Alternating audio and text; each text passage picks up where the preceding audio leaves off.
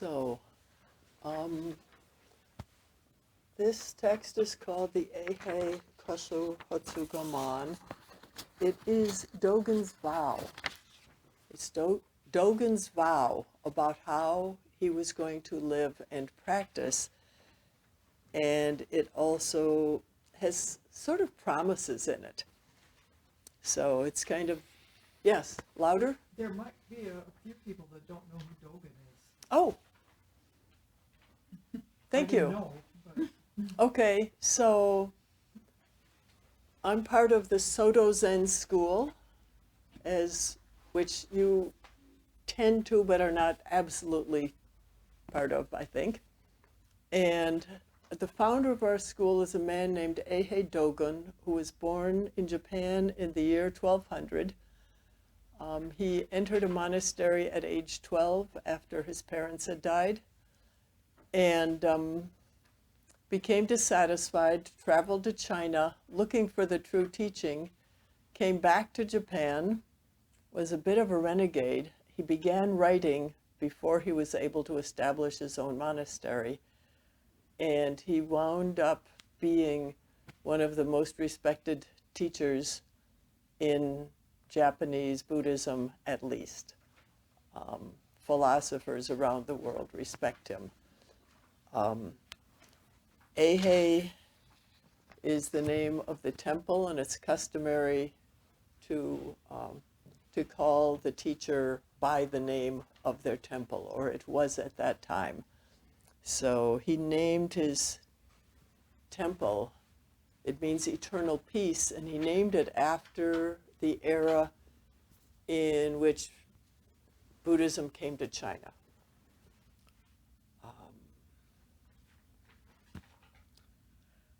So let's read the thing first, and then I'll say more. So, we vow with all beings from this life on throughout countless lives to hear the true Dharma, that upon hearing it, no doubt will arise in us, nor will we lack in faith, that upon meeting it, we shall renounce worldly affairs and maintain the Buddha Dharma, and that in doing so, the great earth and all living beings together will attain the Buddha way. Although our past evil karma has greatly accumulated, indeed being the cause and condition of obstacles in practicing the way, may all Buddhas and ancestors who have attained the Buddha way be compassionate to us and free us from karmic effects, allowing us to practice the way without hindrance. May they share with us their compassion, which fills the boundless universe with the virtue of their enlightenment and teachings. Buddhas and ancestors of old were as we in the future shall be Buddhas and ancestors. Revering Buddhas and ancestors, we are one Buddha and one ancestor. Awakening Bodhi mind, we are one Bodhi mind. Because they extend their compassion to us freely and without limit, we are able to attain Buddhahood and let go of the attainment. Therefore, the Chan Master Lungya said, "Those who in past lives were not enlightened will now be enlightened. In this life, save the body, which is the fruit of many lives. Before Buddhas were enlightened, they were the same as we. Enlightened people of today are exactly as those of old. Quietly explore the farthest reaches of these causes and conditions, as this practice is the exact transmission of a verified Buddha. Confessing and repenting in this way, one never fails to receive profound help from all Buddhas and ancestors. By revealing and disclosing our lack of faith and practice before the Buddha, we melt away the root of transgressions by the power of our confession and repentance. This is the pure and simple color of true practice, of the true mind of faith, of the true body of faith.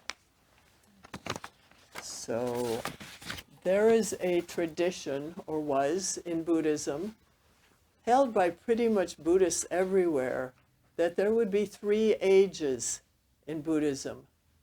The first was the age of true teaching, or true law, during which, well, at the beginning of it, the Buddha lived on earth. And if you read the stories of him and students and things, people would, they'd say, become enlightened just like that. He would say a word to them and they would wake up. They would drop away their illusions and they would follow him. The second age is the age of the copied law, an age in which there was still practice, but there was not enlightenment. And the third age, known in Japanese as Mappo, is the age of the latter law, the degeneration of the law, the age of decline. So Dogen and his contemporaries thought that they were in the early part of the age of decline, in which there couldn't be practice, even. There could still be teaching. And Dogen defied this. There were 2 contemporary teachers who still, their students are still, the major schools, Jodo Shin and Nichiren, who accepted that there wasn't going to be enlightenment or true practice. And they took up chanting. The Jodo school took up something called other power, in which they threw themselves on the mercy of Amitabha Buddha and prayed to be reborn in heaven until later they could become enlightened. And Dogen said, nope, regardless of the age, we can still, we can be as Buddhas. And I went to this text because we live in an age that some of us might think of as the age of decline. Let me just quickly ask, anybody worried about climate change? Anybody worried about the government? Anybody worried about the children at the border? Anybody worried about the rash of dictators around the world and the overthrow of people who look pretty decent and so forth? So I think that we feel like we're in the age of decline. And so the question is, how do we deal with this and how do we practice in it? So my talk tomorrow morning is going to be more about how we live in the world with it and what we actually do. My talk today, because Sesshin is a time for centering the mind and calming down. It's not a time for thinking about ways and means. And so what I want to talk about is actually Dogen's teaching here. So I want to go through the text piece by piece. And if I, or Dogen, use a word that makes no sense, please stick up your hand right away and I'll slow down and explain it. So he starts with, we vow with all beings. To vow, it's such a big concept that it's hard to find words for. But when you accept a vow, take up a vow, receive a vow, embrace a vow, You're taking up a direction for life. You're taking up something that probably can't be accomplished, and yet you vow to accomplish it.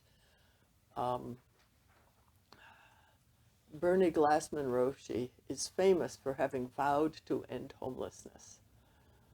And what that meant was that he spent a considerable amount of his energy and his teaching on homelessness. He led street retreats, and now people have heard about these, but he did the first ones. First, he made people beg for money from their friends, give him a lot of money, and then they went and lived on the street for, a couple weeks, some period of time, with no money. He said he started out giving them $2 a day, but that didn't work, so he had to make them be totally broke. So they had to go into coffee shops and ask for a cup of coffee, and they had to ask for a newspaper if they wanted a newspaper, and so forth. And people who have done this found it liberating. They discovered how generous the world can be. I don't know details. But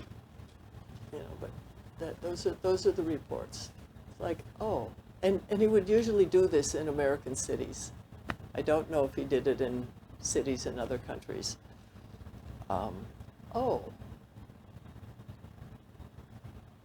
You actually will get fed, but you have to ask.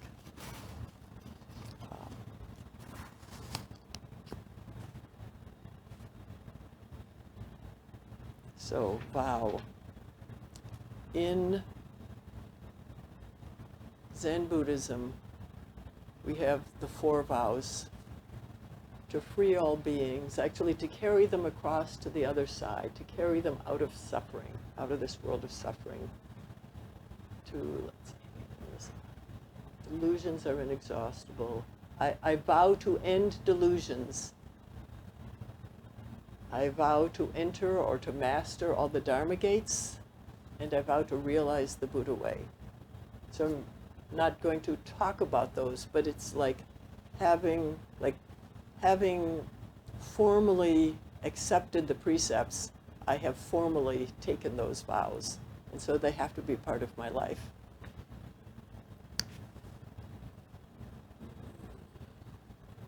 So we vow with all beings. He doesn't say all sentient beings. He just says all beings. And so, who would you exclude from all beings?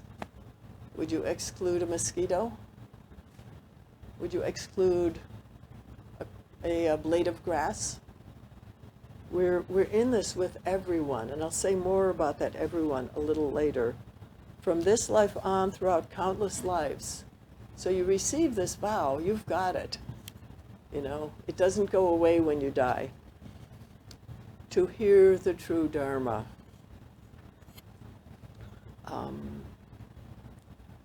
To hear the true teaching. So the first part of this vow of Dogen is that understanding that we're together with all beings, we will actually listen to the true Dharma, that upon hearing it, no doubt will arise in us, nor will we lack in faith. So hearing, again, receiving, accepting, that upon meeting it, we shall renounce worldly affairs and maintain the Buddha Dharma. Now, renouncing worldly affairs could mean a lot of things. Dogen was a monk. He had renounced a whole bunch of things. And while I have 16 precepts as a monastic, he had, I don't know, maybe 250 and maybe more than that, because in his time he would have received both the Theravadan precepts: don't sleep on a high bed, don't handle money, don't have sex of any kind, and the Mahayana precepts, which are less tangible and more philosophical. And he changed that system and gave us 16. which are generally in the category of things you can't do. And so we live, these things that we can't quite do guide our lives. So renouncing worldly affairs in our lives does not mean giving up all those things that he gave up. Shunryu Suzuki, a first teacher in America, said that to renounce things doesn't mean to get rid of them. It means to accept that they go away. And renunciation is important in this time, as I know 3 or 4 people who have had to be evacuated from fires, at least. I mean, posted on Facebook. The one in Australia said she's been evacuated twice. Things going away is more real for us now. It was always real, you know. We age, we die, we lose people we love, maybe we lose our jobs, things happen to our health. But we're really in a time when noticing that things go away is, it's in our awareness. It's becoming more and more in the general public awareness, although there is always denial. And one of the human responses to things going away is to deny it. So this vow says we won't deny it. We will first admit the fact that things go away, and then accept.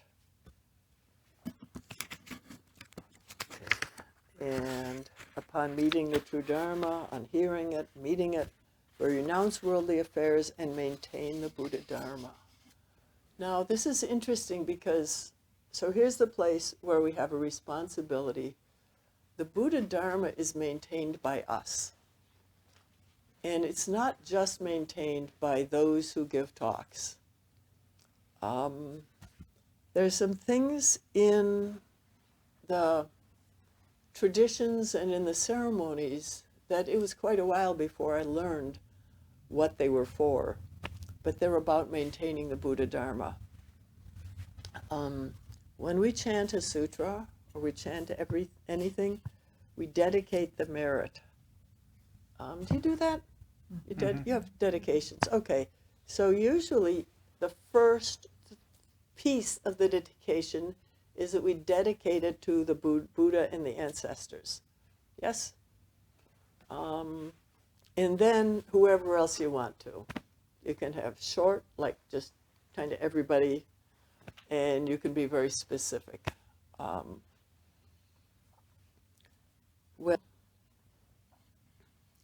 And then somebody told me that by starting with the Buddha and the ancestors, you multiplied the effect of, that was Reb Anderson who said that, I think. You multiplied the effect of the dedication to all the rest of the people you're doing.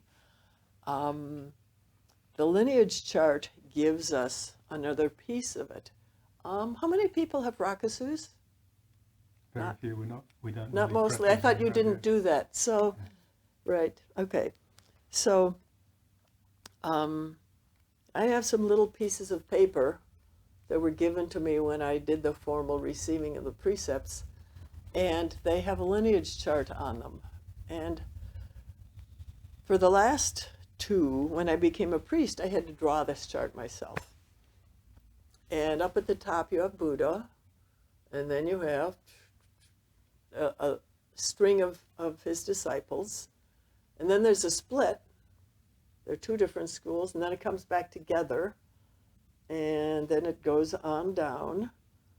And, you know, here are all these famous Zen masters or famous Buddhist teachers.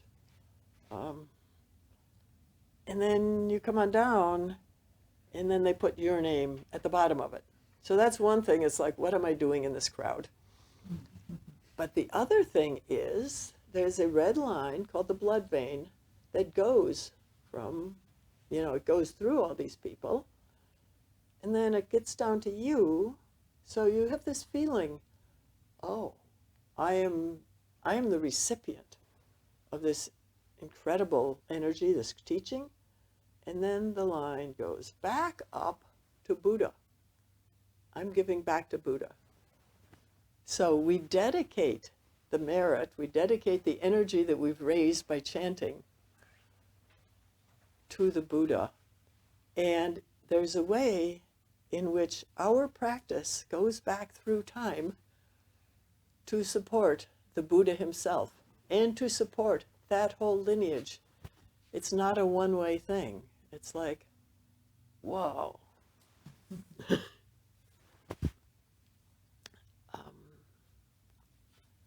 We create the Buddha way. We sustain it by sitting on the cushion, by chanting, by whatever vows we make, by gathering as Sangha, by whatever actions we take with the thought of Sangha, of teaching, of giving. We make this all happen just as much as anybody else makes it happen, or as any of those famous people in the past made it happen. And to me, that is really important. And so, maintaining the Buddha Dharma, and that in doing so, the great earth and all living beings together will attain the Buddha way. So, attain can mean touch. Sometimes this word is translated realize. We make the Buddha way real. And we're talking about the great earth and all living beings. Now, I don't know who Dogen included when he said living beings, but I'm pretty sure he meant all living beings. There is a habit in this culture to think that sentient beings are humans, or maybe sentient beings include animals. We would rather not think that sentient beings includes cockroaches, but it probably does. And so we have this relationship, and worms, and bugs, and fungi, and trees. I mean, there's study now of the communications among trees and the way the mycelial fungal networks help them communicate, and they will send nutrients to support one that's sick or dying. They will send nutrients to support somebody who's stressed by, fire, drought, poor soils, too many people walking on the routes. So it's like you see the community of life and you see it in plants. I personally think that all living beings in the great earth also includes minerals, water, air, rocks, soil. I think that everything in this physical universe is included in that. I have met one other Buddhist who agreed with me, but I can't support that yet based on the text. So I get more support from science than I do from the text. But it'll probably turn up. And she and I are both looking at it now. So, so the great earth and all living beings together will attain the Buddha way. It's like, the big difference with the Mahayana, which includes Zen, the great way, is that everybody and everything together attains the way. There's no sense, there's no personal enlightenment. It's all or nothing. Now this again could be kind of intimidated when you look at the people around you. Probably not this group of people, although maybe you've got family at home that are challenging, but so then we have, although our past evil karma has greatly accumulated, indeed being the cause and conditions of obstacles in practicing the way. So let me stop there. Karma, any action taken with intention creates karma. It can be good karma, it can be bad karma. I'm not sure if it can be neutral karma. But it's like you're setting a ball rolling, and it'll keep rolling. And eventually something will happen. Or they say you're planting a seed, and eventually that seed will bring forth fruit. And the fruit that it brings forth is in accordance with the action and intention that started it. So as long as we think that we're separate beings who can do things, we're making karma. Now, I just said that we all are doing something and that we're supporting and maintaining the Buddha way. So I probably should clarify how I can say these two things at once. We live our lives as if we were separate individual beings. And we can't help that. You wouldn't eat, you know? You wouldn't take care of yourself if you didn't have that quality of separateness in you. And yet, it's kind of a play. And so the reality of non-duality is there. And then the surface in which, I mean, nobody can eat for me. Nobody can sleep for me. We have to do it ourselves. Those two things are like two sides of the same coin. But a lot of people, again, the common understanding, it only has half of it. It only has the I'm separate. And the emphasis on separateness has been getting stronger, I think, in that do it yourself, toughen up.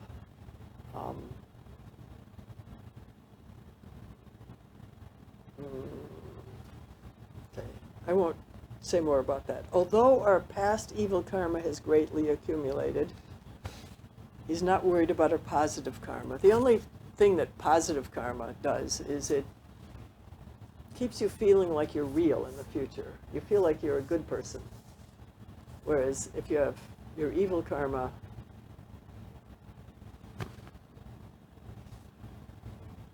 you feel like you're real, and it brings forth bad fruit. We don't mind the good fruit so much. May all Buddhas, being the cause and condition of obstacles in practicing the way. So, evil karma. Uchiyama Roshi had this interesting expression. He's my Dharma grandfather. Interesting expression, frozen emotion thoughts. So, when bad things happen to us, we might get resentful and cling to it. We might develop opinions about how things are and believe that they're true, and defend them really hard. We might identify people as enemies that have to be stopped. I am very susceptible to this myself. And we might make all kinds of excuses, and all of these things are interferences in our practice of the way.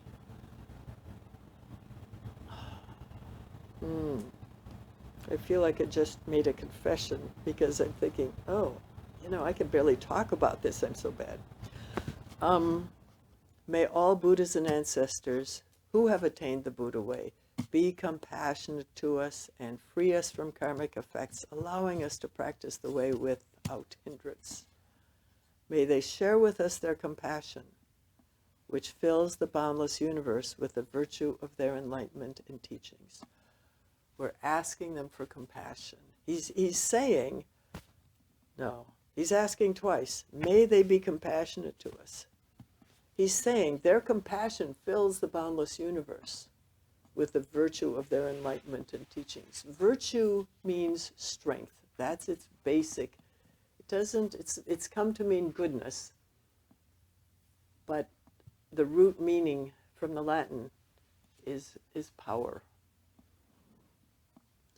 And so the power of their enlightenment and teachings, and the goodness of their enlightenment and teachings. And we're talking about Buddhas and ancestors who actually do get that part where we're not separate from each other. We're asking them to take that power and support us and help us get through these delusions that we have and these habits that we have, frozen emotion, thoughts, habits. We're asking for support. And he's saying the universe is boundless and it's full of good things. So I want to offer, just in terms of sitting, think of sitting in the boundless universe with the compassion of the Buddhas and ancestors.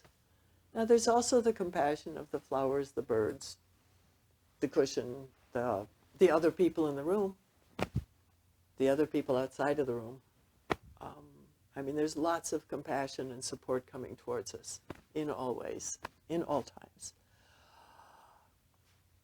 And so my first invitation for this retreat is to think that this is your reality. Not just that they are supporting people, but they're supporting you. There are a number of stories, come from Suzuki Roshi a lot, of somebody who is sitting there and Suzuki is saying, now you are all Buddhas. And this person is going, oh, everybody but me in here is a Buddha.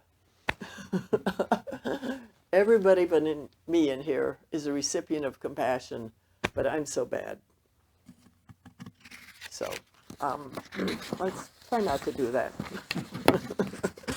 Try to think, oh, I'm surrounded by compassion. I am supported. It's coming directly to me. Sit in that world.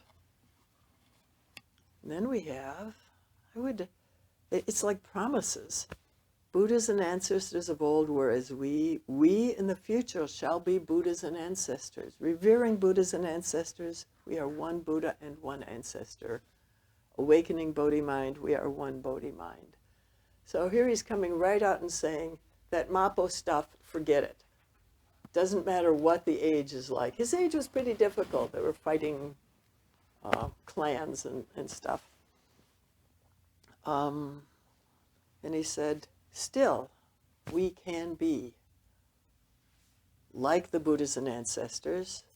And, oh, there it is. I'm jumping ahead. Before Buddhas were enlightened, they were the same as we. Now, if that's not encouraging, I don't know what is encouraging. Because they extend their compassion to us freely and without limit, we are able to attain Buddhahood and let go of the attainment. Letting go of it is pretty important. You know, if you go, okay, I'm enlightened, trouble, because you've still got an I. So you have to let go of it. And you have to just let the world pour its juice through you and live through you. And that's what he's proposing. We let go of the attainment. Therefore, the Chan Master Lungya said, those who are not enlightened will now be enlightened. In this life, save the body, which is the fruit of many lives. I've never quite understood that, but it seems to me that it kind of gives some space for supporting our bodies and for rescuing flood victims and, all of that stuff. Before Buddhas were enlightened, they were the same as we. Enlightened people of today are exactly as those of old. So, it's like, we don't care what they say. You can be enlightened. Enlightened, what does that mean? Okay, basically 3 meanings, and I understand 2 of them fairly well. One of them, there are 3 translations in, I have not been studying my words lately. So one of them means something like cultivation. One of them means awakening. And we use that word. We know waking up from the dream. Waking up from that miserable thought that I am not good enough, or that I am good all by myself. Either of those is a miserable dream. And the third one is verification, or proof. And the character for it has a picture of somebody getting up on the witness stand and testifying. The old character for it. And so my teacher translates it verification. Enlightenment is proof when you actually see it. We actually can see the reality of things. There's a lot of stuff about what we can do or what we can't do, or what we have to live a million lifetimes to do. And Dogen is saying, no, right here, we can do it. And then he invents another Buddha. There are lots of names of Buddha, but he invents practice Buddha. And practice Buddha is whenever we practice. Whenever we sit down on the cushion, whenever we do actions that are practice. Practice Buddha is right there. So, it's hardly bearable. I am remembering a quotation from Marianne Williamson, who said, "It's our light, not our darkness, that frightens us the most." Who are we to think that we can be great? Because I didn't memorize that and I didn't bring it with me. Who are we to think that we are not great? How dare we think that we are less than Buddha?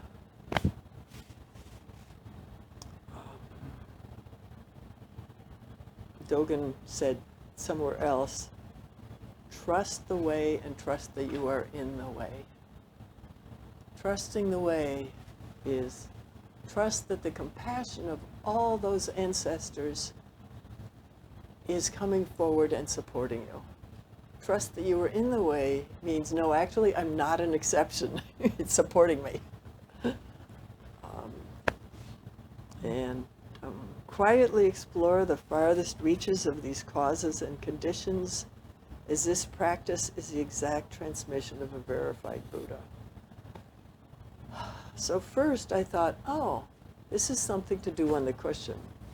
Explore, how far does this go? These causes and conditions, this compassion, this releasing of karmic hindrances. And then I thought, oh, what if we do that out in our lives as we walk around? Just how far can our lives go, given that we are supported in this way? Confessing and repenting in this way one never fails to receive help from all Buddhas and ancestors. So the first time I heard them say repentance in a Zen ceremony, I almost ran away and never came back. Because I was raised in an evangelical church. So I have managed to reclaim these words. So confess means to talk about things. It means to talk about things that you might have thought were shameful. You might have thought they were too intimate to tell anybody. They might have been embarrassing. They might have been secret. It's like if you have a cut that gets sealed over and gets infected, you have to rip off the scar or puncture it in some way in order to allow it to heal. That's confession. We just have to, something that sometimes we have to do and it helps us. Repenting means turn back. And my opinion of turning back means coming home. It means coming back to our home among the other animals, among the other beings of the earth, coming home to be made of earth, part of the ground. This body is made of, I tried to look up the percentages, so is it half water? Is it 80% water? It's a lot water. But but the other thing is, it's either 50 or 80%, the other one, beings other than ourselves. There's bacteria. We call them good and bad, but they're in there. There's molds and funguses and all kinds of little critters inside of us. And I would love to say the numbers because they're so dazzling, but I'm not going to make them up. This body, it's like, so I think that I'm in charge of this body, even though those other critters decide sometimes I should be sick, and I don't like it. And it's also made up of all the substances, like the air that I breathe. And I'm afraid I think a lot about the quality of air I'm breathing and the quality of water I'm drinking and the quality of food. I prefer not to have chemicals, and I completely avoid some things. But all of those sentient and non-sentient beings and pieces of matter are me. That's what I am. I'm just like, oh. So just allowing myself to be on the earth. Okay. Oh, no, I don't have time. All right. How much time would you like, Shodo? All right, that's true. It's your day. Okay. All right, so the Mary Oliver poem, Wild Geese. You do not have to be good. You do not have to walk on your knees for 100 miles through the desert repenting. Now, I'm sure by repenting she meant feeling bad. You only have to let the soft animal of your body love what it loves. Tell me about despair, yours, and I will tell you mine. Meanwhile, the world goes on. Meanwhile, the sun and the clear pebbles of the rain are moving across the landscapes, over the prairies and the deep trees, the mountains and the rivers. Meanwhile, the wild geese, high in the clean blue air, are heading home again.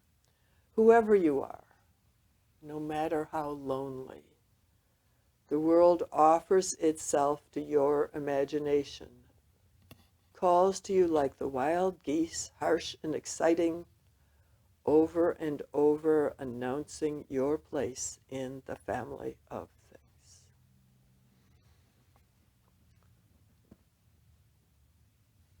By revealing and disclosing our lack of faith and practice before the Buddha, we melt away the root of transgressions by the power of our repentance. This is the pure and simple color of true faith, of the true mind of faith, of the true body of faith.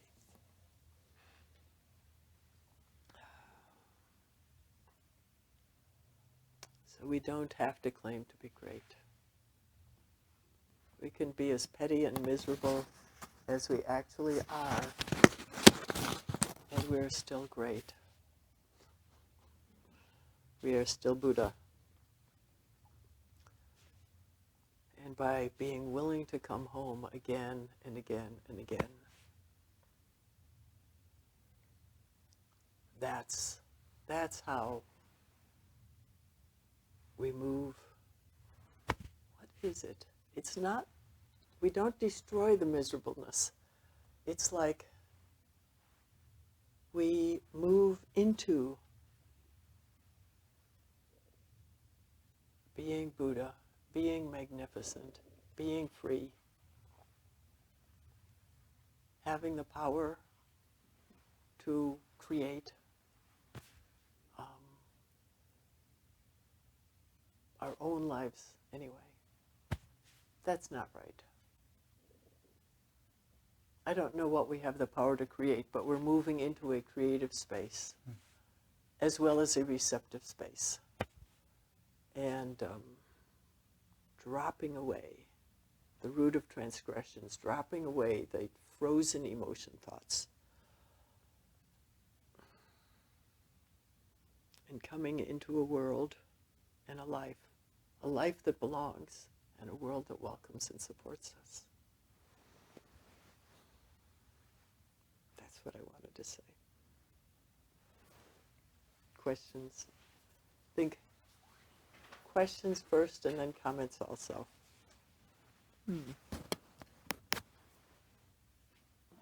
Oops, sorry. Yeah. So is that what Dogen is meaning when he says true Dharma? Is the nature of that experience that is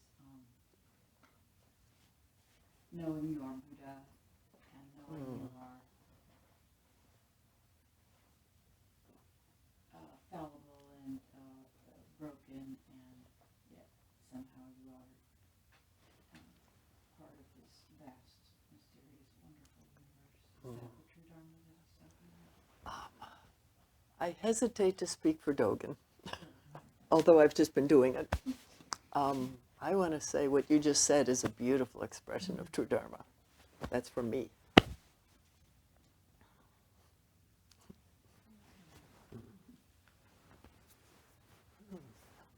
For me, it would be a question, is this, I know it, in my original faith, confessing was pretty big.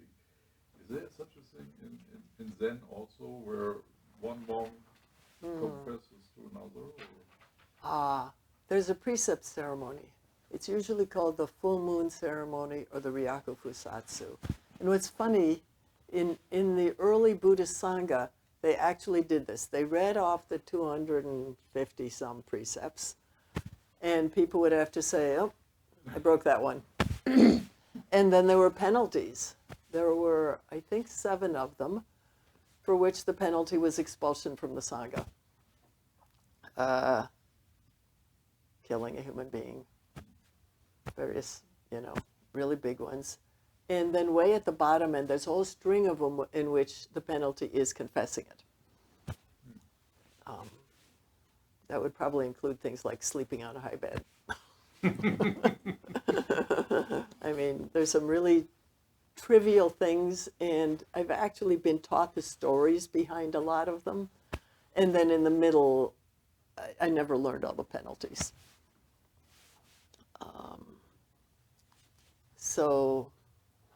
So they did that, and so they would confess in front of however many monks were and nuns were in the community. What we have now is very formal, and so we chant, we chant the precepts, we chant the vows, we chant the names of Buddha, 7 names of Buddha 3 times. I could still produce it for you. And, and the refuges, which is done by a solo, and it's incredibly beautiful. But people do not speak of their individual things, so it's become a ceremony. And then what my teacher did was he took that ceremony, and as over the years, it's become simpler and simpler. So first we just took it, except then at the end, instead of just, chanting the precepts and then quitting, he would give a short talk, which included reading the precepts, and then we would go around the circle, because we've always been a small group, and everybody had to say, or pass, but we say what they were working with at this time. And so you would refer to one of the precepts, and you would speak briefly or a little longer about it. And it took us a while to get used to doing that, because not only Japan is like, we don't talk much, but Americans who come to Soto Zen tend to be like that too. But by the time I left my training there, it was a sweet time. And of course, it made you think about the precepts and which one is being difficult for you right now. I remember a time when I showed up at that ceremony and I said the thing I was thinking about. And I said, no, wait. I have to confess, there were like hundreds of ants in my bed and I killed them all. I was like, because it was like, I can't stand having ants in my bed. No. But yeah, it's funny because it's not a common practice, and it's a really good practice. It's beneficial, and we should do it more. Okay. Mhm.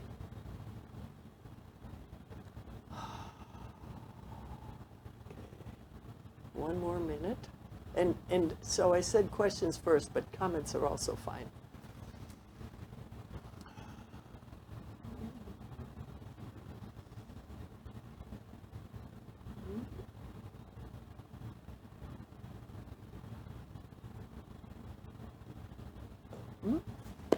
I think I particularly like the idea that we are intrinsically Buddhas. Because that's not what I started out with in my Lutheran upbringing. Right. And so it changes entirely the way I look at myself. Yeah. I remember talking to my mother and saying, no, it's a loving God, not a punitive God. So, anyway, I love that part. Yeah, thank you. I think we might have come from the same church. But I'm thinking that the one good thing in all that original sin stuff was I was told that we should believe that God loved us so much that even if we were the only one, Jesus still would have died on the cross for us. It was like, I could never believe it. It's like, what? But yeah, it's hugely different, and there are other options in that religion and in that tradition, but you know, that doesn't mean you get those options. Okay. So I think we have walking now. So walking and Yes. then we'll do sitting and get back on schedule at the end of that sitting Oh, period. what time is it? We're about 5 16. minutes over, that's all. Oh, that's So not we'll bad. finish at 3:10. To the next sitting, right? Yeah, so we have 10 walking minutes in of here, walking, and then 10 we'll minutes sit. of walking, And then you during which, let me say something about outdoor walking, because I think I'll be joining you, but I think I want to suggest that people just go individually, which is something they do in the Vipassana tradition, and just find a place out there and walk back and forth and totally enjoy your body, feel the support of the ground, feel the support of your muscles, the air, everything. And let it embrace you. And then somebody will have to, don't go so far away that you can't hear a bell, because I There's a think, mock talk, I'll get the mock talk out. to okay, people. will you still be here for that? No, but Charlie But, will. yeah, okay. So, okay. So, walking now, and I'm going to go and get ready for private interview. And I think there's at least one name on the list. So. Oh, I'm sorry. So I'm going to get ready for private interviews, and I don't know how many names are on the list. But whenever the list expires, then I'll come back. And the list is in. The list is out there, yeah. And so if you want to sign up, this walking period is a good time to do that. Can I ask for a schedule clarification? Yes. So we're doing 10 minutes of walking now, then 30 minutes of sitting, and then an hour of walking? Well, It'll be 10 minutes of sitting, 45 minutes of sitting, Right. 10 minutes of walking, there'll be 40 minutes of sitting, and then, an hour of outdoor walking to be ready for dinner at 4:50.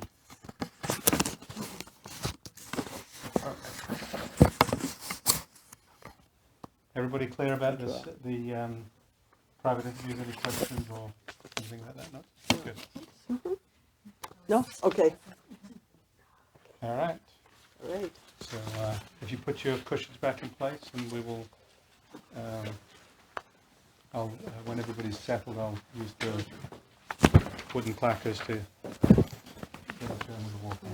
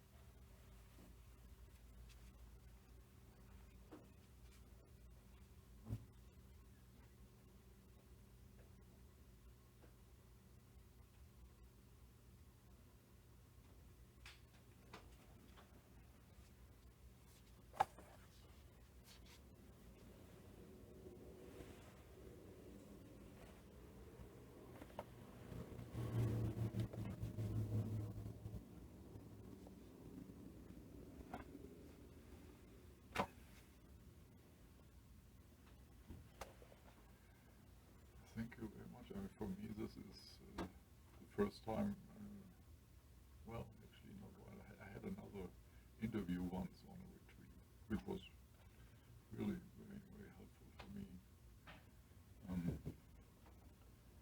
But obviously, I've never been in one of yours, so it's probably, I don't quite know where to start. But I wanted to ask you, from your experience as a, I believe, weren't you also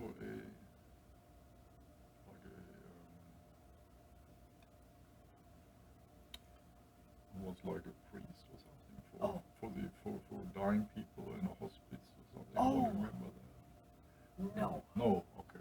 I was not. I was like a chaplain or something. Chaplain. Yes. Yeah, Mhm. right. No, it seems that chaplaincy is a entirely different credential and training program. Okay. So I was interested, but I did not do that. No, because I wanted to ask, because I come to sitting maybe 2 or 3 years ago, but I'm also have a whole bunch of other, before that, lots of karmic things going on, I'm in recovery for 12 years now, but I'm every year I'm struck with seasonal affective disorder. I get really down in the fall. This year it was particularly heavy. I was doing really great. I was participating. I had a good run, and then it was like someone pulled the plug on all of that, and then I became really depressed, really struggling. I had to see my psychiatrist again. I'm on medication again. It seems to be always something that I have to just, like you said, we have to accept, or I have to accept what's given to me, But it's a lot better now, and in the spring I typically, come out from under the rocks again. So I'm not in a bad spot right now. Thanks God. But just wanted to ask you, from your experience, I mean, is meditation kind of neutral in that regard, or would you think it helps, or I don't know? That's with It's depression. a loaded question. Right. I know a lot about depression, but I don't know much for other people. But I have things I usually say. So let me just ask this one. Did they tell you about the lights? By using a Yes. light? Yeah, Do you yeah. use one? I have one at home. I don't use it as much as I really should. And you, actually, the second person who was pointing that out. So I need to. I'm going to go back to that. Okay, so let me tell you, at a time when it was a very hard time, and I made myself a light box Oh, yeah. from stuff I could get at, you don't know Menards. Anyway, at the hardware store. And I put it right next to my bed. Mm-hmm. Oh. So that if I couldn't get out of bed, I could usually get myself to bring my hand out from under the covers and turn the light on. And then I would just kind of peek. Well, some months later, I don't know how many months it was before I gave the lights away. Good. Yeah. Yeah. But you might want to keep them for several years. you might just want to keep them for that winter problem. Yeah. It's recurring. Yeah. No, that's good Yeah. advice. Yeah, right. They don't do you any good if you don't use them. So, does meditation help? I think so. Okay.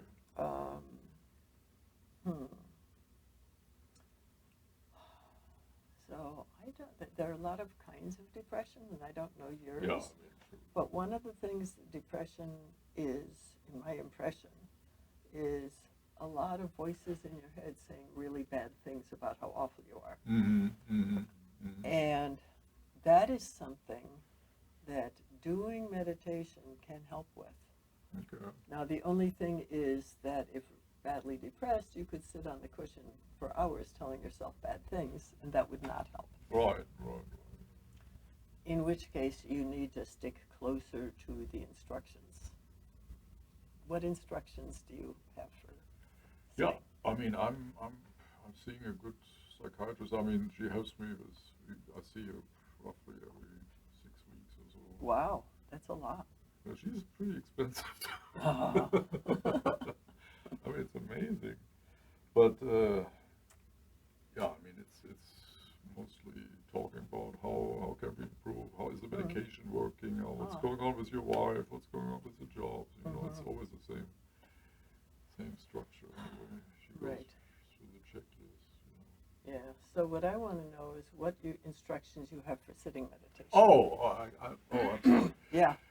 Yeah, I don't know if I have any. I mean, if anything, I'm trying to. Well, what do you do?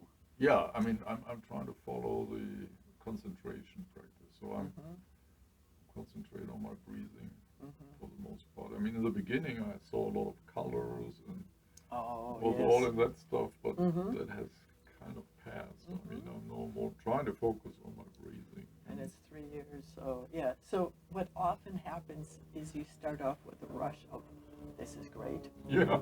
and then it's like you hit yourself, you know, you hit the serious stuff, Right. and then it starts to be kind of miserable. A lot of people quit during that period. Right. So we'll just say you're in that period. What's the best thing I know? So in what way do you follow your breath? Well, I mean, I'm basically just counting, you know, 1, 2, in, out, 1, 2, trying to get to 10, then maybe 20, and Okay. as long as I That one, yeah. sustain it. Do you notice anything besides the counting? Well, and I'm trying to think, I mean, I always do the noting too, because inadvertently I come back to my thinking sooner or later, then I try to get back to the breathing. Okay. So let's try something different, only because it's like there are so many different ways to do it, Yeah, but at the beginning you don't want to know 6 ways. You just want one that works. right. So let's try a different one.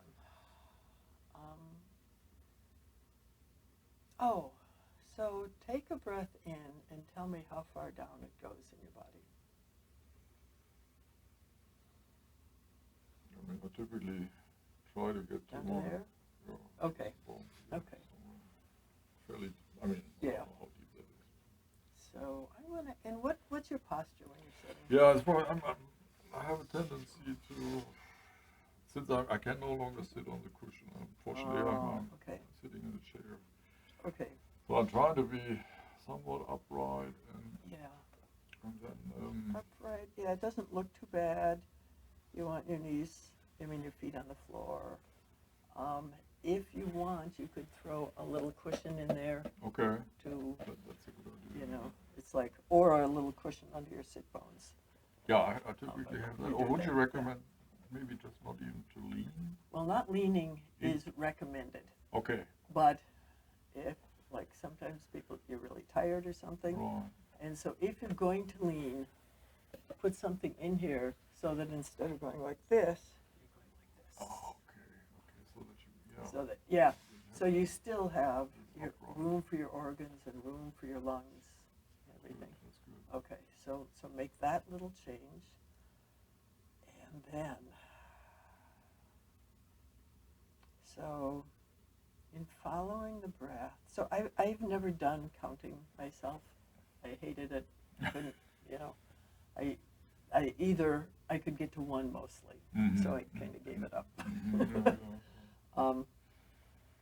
But and if I'd been in a school where that's what they were doing, I probably would have learned it. But I had just following. Also, I'm following my breath. Following your breath, and so physical sensations are magic. So, and for me, because my diaphragm's a little tight, it would be really important to feel this last part. Okay. Some people just notice it, like the sensation of the air on the nostrils. Yeah. And let's say, spend one period doing this one, and spend one period doing that one. Focusing on the nose, okay. And then choose whichever one you think worked better. You know, it's pretty simple. Which one helped you be calmer? Good, okay. And do that. I'm gonna do that. I know, it's so, let me see, what else? It's like, I wonder why you're seeing a psychiatrist and not a counselor. Yeah, that's a good question. I mean, it's really not talk therapy in that regard. It's more Yeah. like, you know, get your medication. Medication management. Yeah, Yeah, that's really right. what she's doing. Maybe Yeah. I should. And she's managing it pretty intensively. And if you have health insurance, you should, I mean, anyway, counselors are cheaper than psychiatrists. Yeah, that's a good point. Yeah. I should look into that maybe too. Yeah, Yeah. you might, Yeah. you might consider that, because I'm like, she's asking you about Same various thing. things in your life. Yeah. Well, if there are difficulties, and next time you see her, you could ask if she thought that was not a good idea. Mm-hmm. I mean, maybe you're already doing everything right and you're depressed anyway. But it's only in the winter. Oh yeah, it's always. Yeah. In the summer, I'm Yeah. typically Okay. in a good place. Okay. So I won't give any advice about nutrition or stuff, which is, it's not my job here, but Oh no, I mean Yeah. I'm always Yeah. open, really. I mean I know that you have a pretty good, I mean, grounding in the land and your and, yeah. and the sustainability. I mean I admire that, frankly. Mhm. So I would be, if you have some nutritional, for instance, How do I'm- you, so it's like, how do you spend your days? You probably have a job. I have a job. It's your typical 40 to 50 hours. I get up. Indoors, moving, not moving, desk job. It's a more physical or less job? desk job. Yeah, I'm an Uh-huh. architect. I sit, I sit a Oh, lot on the nice. computer, and well, Yeah. it sounds Oh. glorious, but it really But it's a lot on the computer. yes, yes. Okay. Do you spend more time on the computer in the winter than in the summer? It's probably the same, I would say. Okay. I'm thinking in the summer you might be more likely to like be going out to sites or something. Yes, that's true. I Okay. go out of the building at lunch, and I go for walks. You know, Okay. that's So true.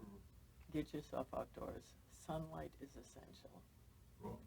And sunlight here and here and in your eyes, Mhm. you know. I mean, it's what the light box is substituting for. Get Exactly. more daylight. Good.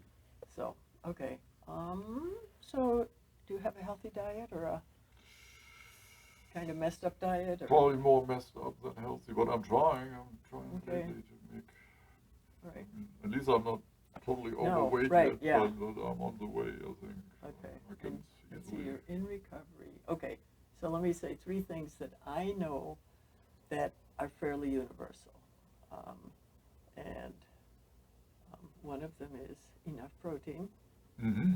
but not, and vegetables, green vegetables. And the other one is not too much of sugar and chemicals. Yeah, see, sugar, so I don't eat refined sugar at all. And the reason is I know how to make myself depressed, and I've done it many times. And it's like, it's not worth it. Binging. So, well, I would. the worst one was a Hershey, one of these little Hershey miniatures. Mhm. And I woke up at 2 a.m. going, my life is worthless. I should kill myself, but I can't. I have kids. After I'm not Hershey- kidding. after A Hershey. little tiny? Yeah, Oh my I did this. God. I was in monastic training, and I thought I was feeling great. I thought it would be safe. Mm. Now, I think that I'm safer than that now. Wow. However, Yeah. that's the power of sugar. So, yeah. I'm particularly bad in that one. I mean, it's not unusual. I Mhm. come home, my wife is gone. She Mhm. works in the evenings. I feel depressed, lonely, sorry for Mhm. myself. And the next thing, I eat a whole chocolate bar. You know, Right, The whole yeah. thing. Yeah, right. Okay. And then I can't sleep. Right, yeah, the chocolate will keep you awake, but it's the sugar that makes you depressed. I make sugar with maple syrup stuff now. You make your own? I make my own. Yeah, I have to. Yeah. Except Lily's chocolate chips. Which you might find at Savananda, but not somewhere else. So, Good. Okay. Well, so anyway, yeah. But, well, loneliness. Yeah, it's like chocolate is a substitute for love, helps with the loneliness. You should see a therapist. Because there's only so much you can do with the food thing. It's like, come on. But yeah, Okay. so more sunlight and hopefully the, And I will practice what you yeah. tell me about the breathing. That's a good idea. I need to switch it up a little bit. Yeah. And then, I mean, you can ask one of the senior people here Sure. if that doesn't help you. Sure. You can get advice. Yeah, I know. I need to talk, open up a little bit more and confess a little bit. Thank you so much. You're very Sure, welcome. That was great. Thank you. I call the next Yes, please. lady. I think it's April. Thank you.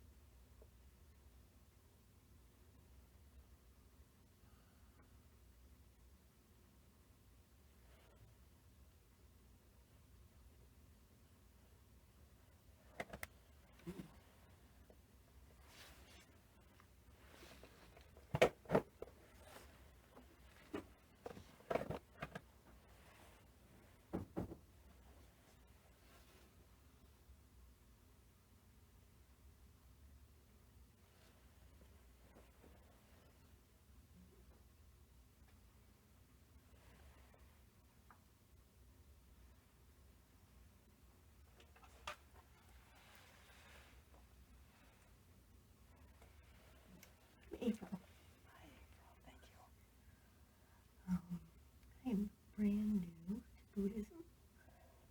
Yeah, I started, I've always meditated and didn't realize that's what I was doing. Huh. And I started coming here in August and then went to silent retreat for 3 days with Lisa Ernst through this Sangha. And I was like, this is where I belong. It all made sense. Yeah, it's very comforting. And instead of seeing suffering, kind of as the enemy, instead looking at it as this great teacher. And that has just provided, and I'm a therapist for a living, and that has just, made me go like this. Oh, yes. Therapists particularly need to do this, Yes. or whatever equivalence there might be. Agreed. I did, so I wanted to share that with you, and then I did want to ask, unfortunately, at the beginning of November, I was diagnosed with breast cancer. Beginning of November, 2 months ago. Mm-hmm. And what more would you like to tell me about that? So I have surgery on this Wednesday for a lumpectomy and then a reduction of both breasts for symmetry, and quite honestly, having large breasts is kind of nice. It's all right. Okay, so it was caught early. Yeah, I am a PSA for self-exams because I found it, and it still doesn't even show on the mammogram. Even though they know where it is, I can feel it. I found it in October, and for a day I was like, I don't really think I felt anything. So the next night I said to my wife, I think there's something there. She confirmed, and then it just kind of all. And it was not benign when they checked it. It was not benign.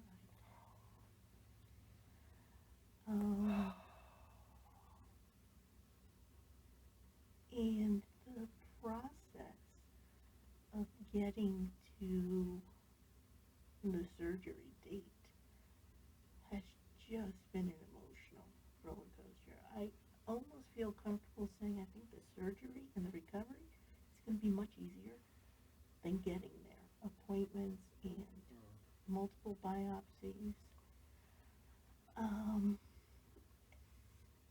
and appointments and etc. Just, you've been back and forth to the doctor a lot, and multiple biopsies. Multiple biopsies, genetic testing because I'm an Ashkenazi Jew. Oh, okay, right. So a good 6 weeks of not knowing if I would need a bilateral mastectomy or not. That's Yeah. horrendous. I'm so glad that you got the easy one. Me too. Yes. And I have wonderful support, and quite honestly, I think I'm dealing with it pretty well and crying when I need to, etc. What I wanted to ask is, it might just be doing what I'm doing, right? Meditating and trying not to judge what I feel and letting things come through and try not to kind of latch onto negative or positive feelings. But in dealing with a diagnosis like this, do you have kind of any suggestions or a way that I can embrace Buddhism or find additional comfort?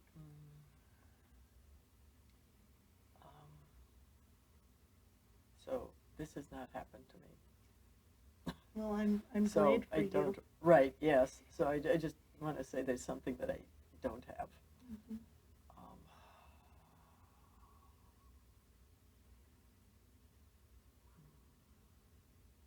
Keep up your practice. Do you have a regular sitting practice? I do. Does your wife sit with you? She does not. Okay. Does she support you sitting? She does. We took the walk-in closet and converted it into... Very good. Yeah, so she Yes. is very supportive. And I paint, so I have a lot of paintings of mine in there that are very soothing. And so I do have a nice space.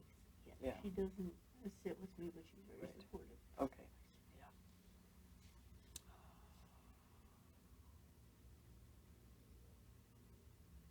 Okay.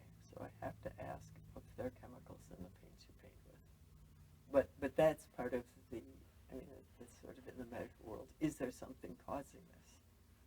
Because if there is, you have to get rid of that. Right. Well, I use acrylic paint, which is water-based. Should be safe. Yeah. Okay. And I just started painting in May. Oh, okay. So that's not it.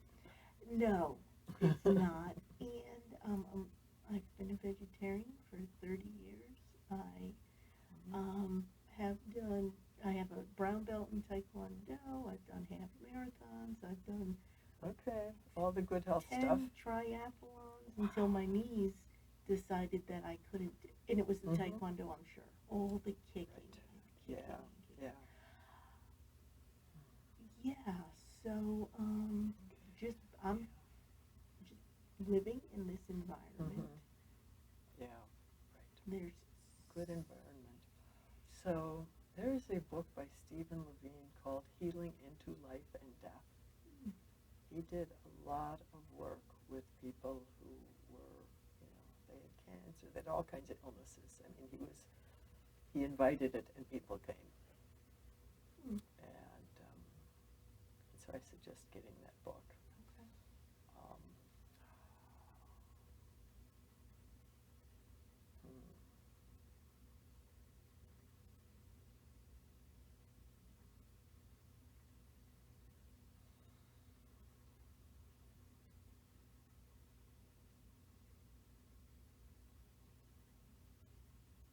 Do you do alternative medicine at all?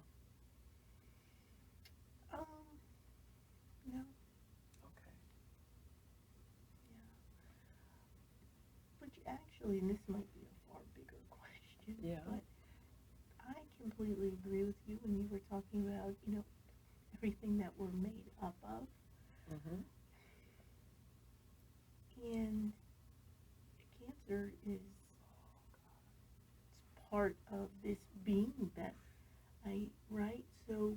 I will be removing and killing it. Yeah. Which I don't think a lot of people understand that that's a little bit of a, I mean, of course I don't want It's cancer. an issue, right? Right, yes, yes. So I've dealt with this, with invasive plants and animals at the farm. Mm. But the consequences are smaller. So I believe that a cancer cell is a cell out of balance. It's a It is, mutation. yeah, it has lost its limiting things. Mm-hmm. And so you have to set limits on it. Mm-hmm.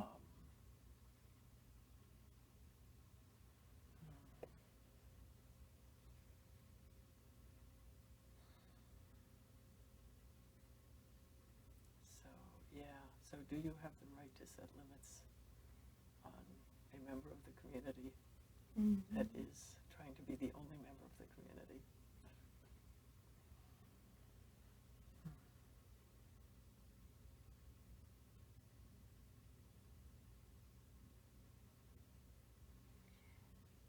Being new to Buddhism. Yeah, right. I know right and wrong isn't necessarily a good question to ask, but is it wrong to view limiting this member who's trying to overtake things? If I limit it, I believe then that expands my ability to practice Buddhism and share it with others. And there's so much comfort for me in generosity before I found Buddhism, and my own suffering and my own pain, I think, allows me to be a good therapist and to sit with people. And so, is justification okay? I guess is my question. You know, so what I think, it's like this is easy for me because it's inside of your own body. Mm-hmm. If you were walking down the street and you saw a big kid beating up a bunch of little kids, what would you do? I would stop them. Okay, that's my answer. I like that answer. I like that answer. Yeah. I mean, you probably wouldn't shoot them, but if they were killing the other kids, and the only option, my interventions would be dependent upon, like, intervening wouldn't be a problem, but then the level of intervention, like you just said, would be related to the level of damage and threat. Right, yeah, how much is Right. necessary, how much is worth it, and all that stuff. And you would probably decide it intuitively. Mm-hmm. Is there anybody inside of you who thinks you're not worth saving? Quite the opposite. Okay. There's my answer, right? Yeah, there you go. And I think that's a great question, because also, always, this is why Buddhism makes so much sense to me, because that has always, people don't talk about that. It's not a normal dinner conversation, so to speak. Right, yeah. And it was actually my therapist who, back at the beginning of the year of 2019, I was talking to her, and I said, no, I don't spend a lot of time with like-minded people. Ooh. And she said, I hear a yet in that. I thought you didn't hear a yet in that, but that's a good message. That's a good message. And it Therapist. Here. So here you are. So here I am.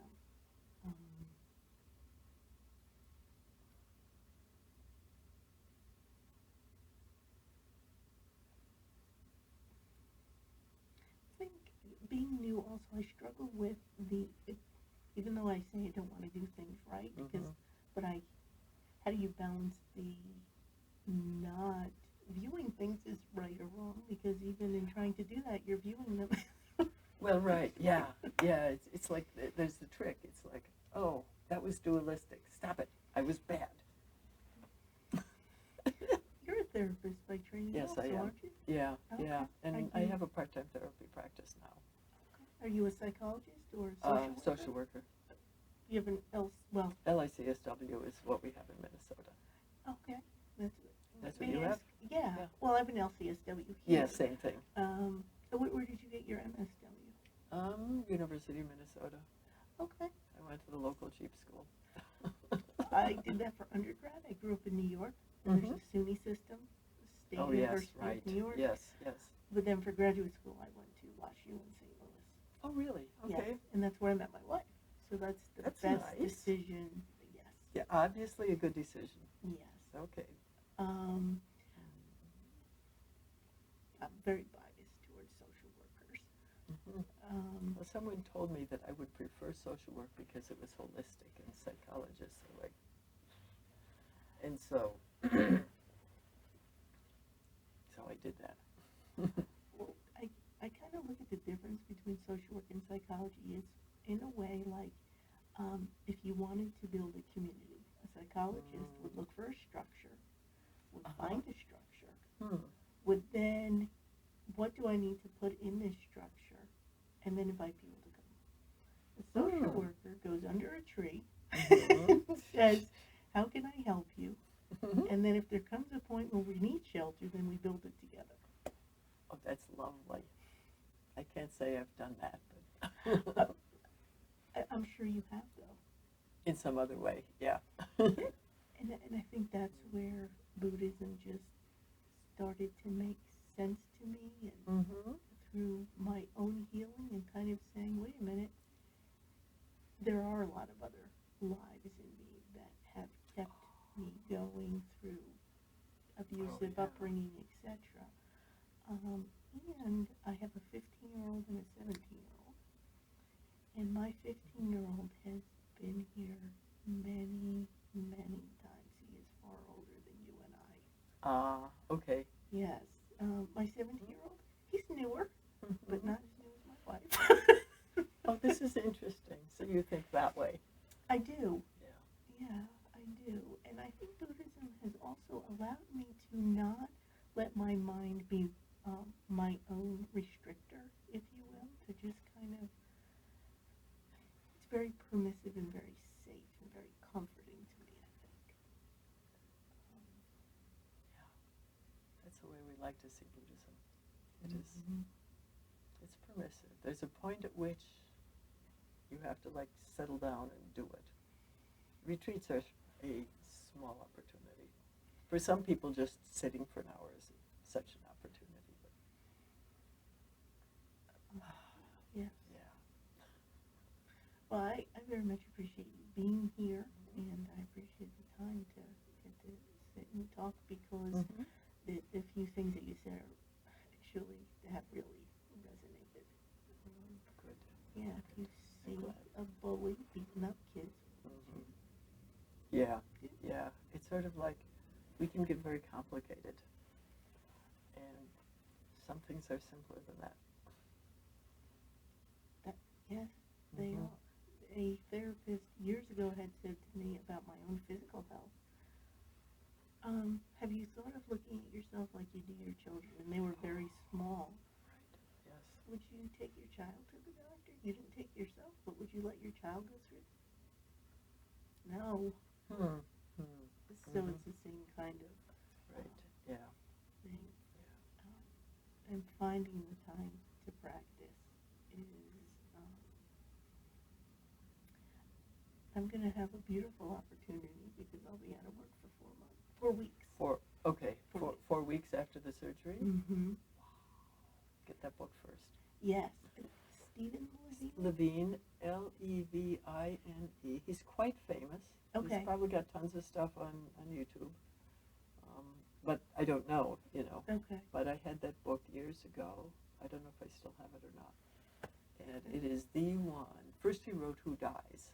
Okay. But Healing into Life and Death is where he addresses people who are struggling with this and that and having to make choices and so forth.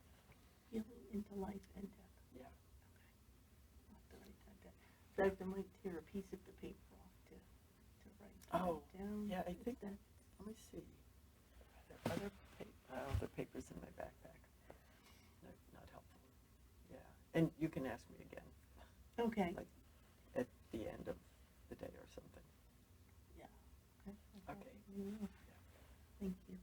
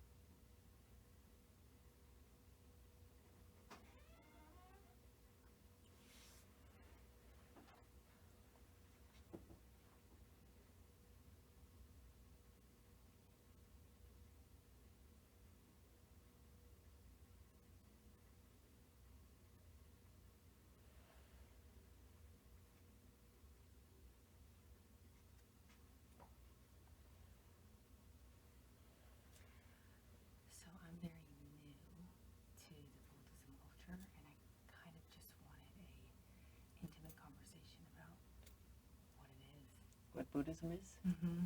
I was raised Catholic most of my life, and then I wasn't in any religion for most of my 20s, and I meditate every day, Mhm. but I am looking for more understanding. Oh, okay. So what do you know so far? And I don't even know if this is even... No, that's good. Okay, Yeah. What I know, what I think I know is that there's this inner light within all of us, and Buddhism opens that light more for us to see the power like within ourselves, along with compassion. That may be totally... It's interesting. It's more Quaker. Oh, So, okay, so Buddhism is the Four Noble Truths. Suffering, which doesn't mean horrendous stuff, although it includes it. It means it's like having a stone in your shoe, okay. or your bicycle wheel is like a little crooked. So things are just never quite right. And that's a quality that is like that happens in life. But the second noble truth is there's a cause for this. And, the list of sufferings includes things like being with people you don't like, being away from people you really love, and then other, hunger, sickness, all kinds of stuff. Those are other examples of suffering? Those are Okay. examples of suffering. Got it, okay. It was like anytime you feel like complaining, suffering is going on. Okay. Okay, so the second thing is that there's a cause. And to keep it the simplest, the cause is that we want things. So we want things to be different from how they are. And that's like, sometimes we want them to be the way they are. Like, just got a raise, just fell in love, just, have fabulous food and a beautiful day at the beach and that kind of stuff. But having preferences, wanting those things more than we want, say, a rainy day, or so that's a cause of suffering. It's like because we're picky about things. Picking one over the other? Yeah, Okay. choosing one over the other. There's something missing in there, but I'll come back to it. Okay. Okay, so the third noble truth is there's actually a way out. So you don't have to feel bad all the time. Or you don't even have to feel bad. And then the fourth noble truth is the Eightfold Path. And that is, two of them sound the same, right view and right understanding. And then there's, let me see, there's meditation, which is mindfulness and samadhi, calming down. And then there are three that are about how you live. Right speech, right action, right livelihood. And those are things that you can just go, okay, I'm just not going to do that anymore, or I am going to do this, like you make choices about what kind of jobs you look for, rather than the jobs with the most money, the jobs that satisfy your desire to serve, for instance, which you might have, probably.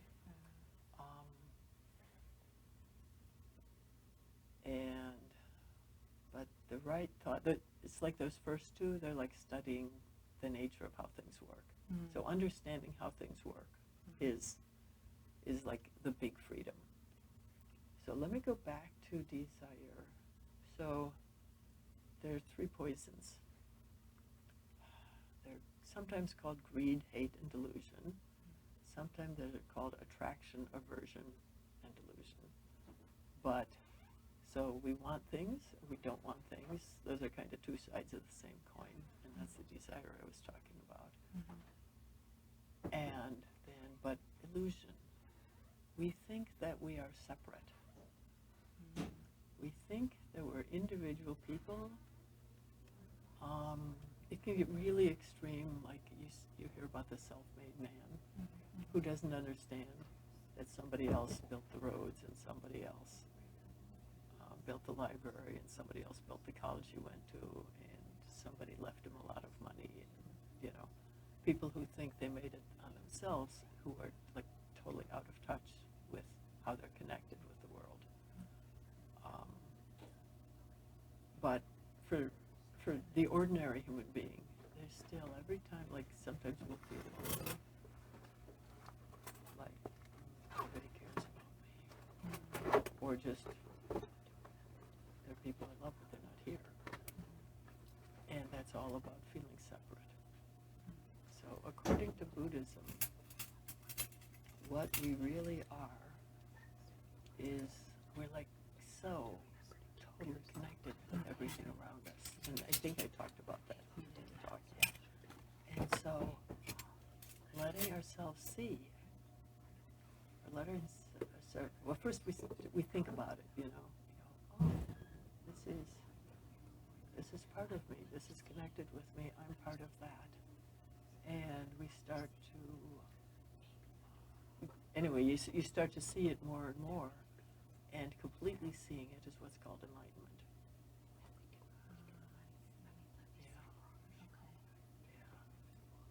So, I guess like what my understanding was with the interlight things in all of us. Mm-hmm. Is that wrong, or is that? It's not wrong. It's just like, so there are things that get confused, and it sounds like, I mean, the Quakers talk about the inner light all the time, but New Age people often mix up Buddhism and present things that are Buddhist along with things that are not. And so I don't know who you've been reading, but that would how that got mixed in. It's just, it's like I don't recognize the language. Got it. But what they share is like, you know, it's okay. You are created, you are being created every second, every moment by everything around you. It's called the support of all beings. Whether it feels good or bad, it's still, you know, we are constantly being created. We're created by the past a bit, and we're created by what's around us a lot. And that's just the nature of reality. And according to Buddhism, I think it's the nature of reality. Yeah. No, absolutely. And Yeah. because I listened to, after I kind of separated myself from the Catholic religion, Yeah. I really started to get into more like spiritual teachers, not necessarily like a religion. Right. Yeah. Like, I don't know if you've heard of Abraham Hicks or Eckhart Tolle. Eckhart Tolle I recognize. Eckhart Tolle. And he's not Buddhist, but we love him. You know, you can read Eckhart Tolle all day long. Yeah. Yeah. So, I guess I'm looking for that connection, that understanding more of like, why am I here? Mm-hmm. Why am I engaging with you right now? Yeah. Why am right. I in this Yeah. building? Why did you I come? Yeah. Yeah, right. And so I can give you an answer that's like utterly useless, which is, well, because you've set your foot on the path and now the path is calling you. But do you know who is good? And he's good for beginners, and he doesn't stop being good. His name is Adyashanti. Adyashanti.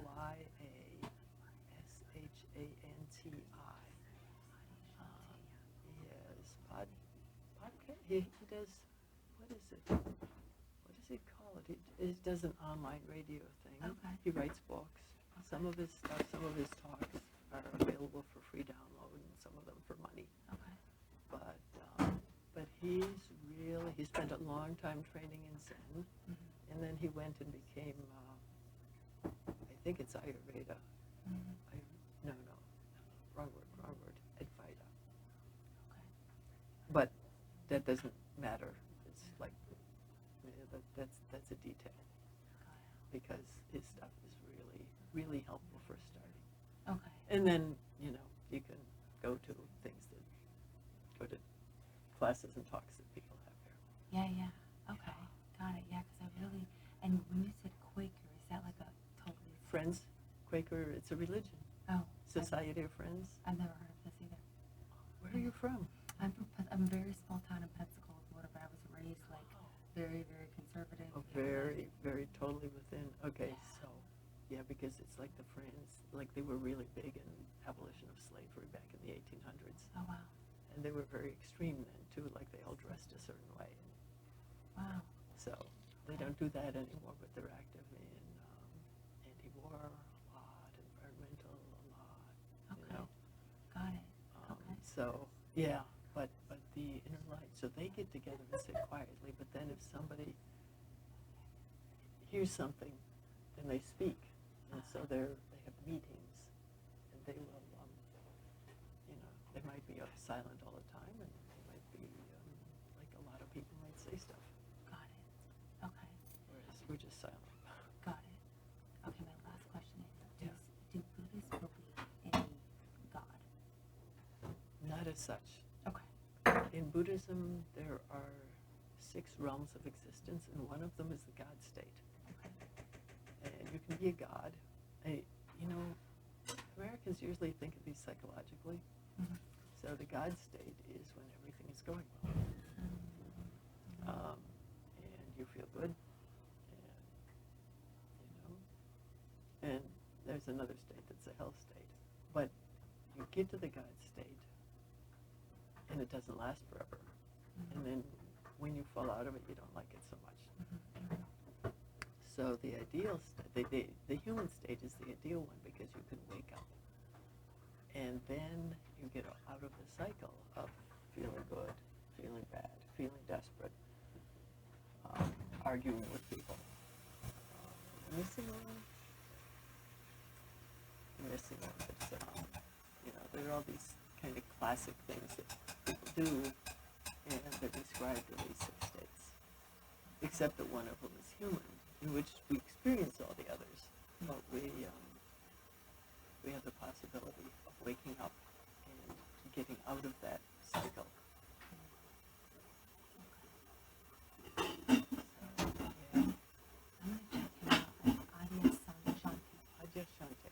Yeah. I need to put paper out there so people can write things down. Got it. Yeah. Okay. Thank you for that. I appreciate it. Yeah, you're welcome. And just keep hanging around and asking questions. I will.